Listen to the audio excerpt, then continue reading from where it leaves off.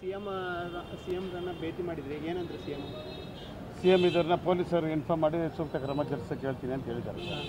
ಅವ್ರ ಮುಂದೆ ಏನು ಹೇಳಿದ್ರಿ, ಏನು ಮನವಿ ಮಾಡಿದ್ರಿ?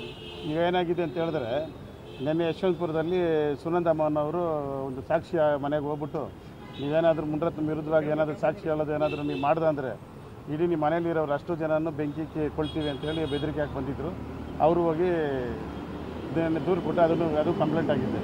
ಸೊ ಎಲ್ಲೇ ಅಲ್ಲಿ ವಾತಾವರಣ ಏನಾಗಿದೆ, ಮುನ್ರತ್ನ ಅವ್ರ ಜೊತೆ ಇರೋಂಥ ಸಂಘಟಕರಿಗೆಲ್ಲ ಇದೇ ಶುರು ಅವನ್ನ ಎದುರಿಸ್ಬೇಕು ಇವ್ನ ಎದುರಿಸ್ಬೇಕು ಅಂತ ಎಲ್ಲ ಶುರು ಮಾಡ್ಕೊಂಡಿದ್ದಾರೆ.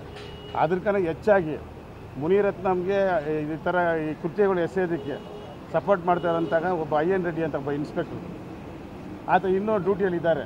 ಈಗ 4-5 ದಿವಸದ ಎಲ್ಲದನ್ನು ನಾವು ದೂರು ಕೊಟ್ಟಿದ್ದೀವಿ. IN ರೆಡ್ಡಿ ಅವರು ಏನೇನು ಮುನಿರತ್ನಂ ಜೊತೆ ಸೇರಿ ಏನೇನು ಸಂಚುಗಳು ರೂಪಿಸಿ ಏನೆಲ್ಲ ಮಾಡಿದ್ದಾರೆ ಅಂತ ಕೊಟ್ಟಿದ್ದೀವಿ.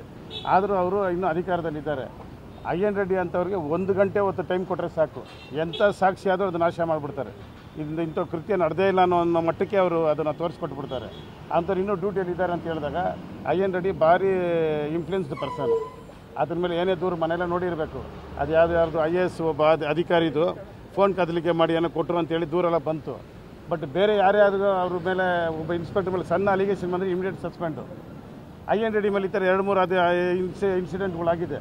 ಲಾಸ್ಟ್ ಒಂದು 15-20 ದಿವಸ ಒಂದು ತಿಂಗಳು ಇರಬೇಕೇನೋ IN ರೆಡ್ಡಿ ಮೇಲೆ ಈ ಥರ ಒಂದು ಕಂಪ್ಲೇಂಟ್ ಆಯಿತು ಅಂತೇಳಿ ಒಂದು IAS ಅಧಿಕಾರಿ ಕಂಪ್ಲೇಂಟ್ ಮಾಡಿದ್ರೆ ಫೋನ್ ಕದಲಿಕ್ಕೆ ಏನೋ ಮಾಡಿಕೊಟ್ಟಿದ್ದಾರೆ ಅಂತೇಳಿ ಅವ್ರ ಮೇಲೆ ಏನು ಆಕ್ಷನ್ ನಡೀತಿದೆ ಗೊತ್ತಿಲ್ಲ. ಬೇರೆಯವರಾಗಿದ್ದರೆ ಇಮಿಡಿಯೇಟ್ ಸಸ್ಪೆಂಡ್ ಆಗುವಂಥದ್ದು ಇತ್ತು. ಆ ಥರ ಆತನಿಗೆ is influenced person IN Reddy. ಇಷ್ಟೊತ್ತಿಗೆ ಈಗ 2-3 ದಿನ ಆಯಿತು ನಾವು ಆತನ ಮೇಲೆ ಮಾಡಿದ್ದು. ಅದೇ ಅಶೋಕ್ ಸಾಹೇಬ್ರು ನಾವು ಹೇಳಿದ್ವಲ್ಲ, ಆ ಇಂಜೆಕ್ಷನ್ ಇದು ಮಾಡಿದಾಗ ಐಡಿಯಾ ಕೊಟ್ಟವರು, ಅದು ಇಂಜೆಕ್ಷನ್ ಅಲ್ಲ ಸರ್, ಬ್ಲೇಡ್ ರೂಪದಲ್ಲಿ ಮಾಡ್ಬೋದು ಅಂತ ಐಡಿಯಾ ಕೊಟ್ಟವರು IN ರೆಡ್ಡಿ ಅವರು.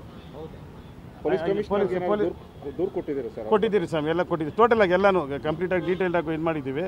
ಹಂಗಾಗಿ ಅವ್ರು ಇನ್ನೂ ಅಧಿಕಾರದಲ್ಲಿದ್ದಾರೆ.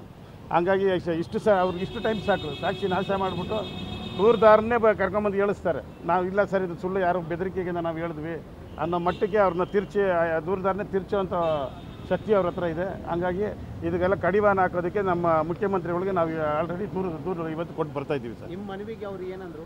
ನಾನು ಇದನ್ನು ಪೊಲೀಸ್ ಅಧಿಕಾರಿಗಳಿಗೆ ಕೊಟ್ಟು ಅದನ್ನು ಇಮಿಡಿಯೇಟಾಗಿ ಆಕ್ಷನ್ ಮಾಡೋಕ್ಕೆ ಹೇಳ್ತೀನಿ ಅಂತ ಹೇಳಿದ್ರು.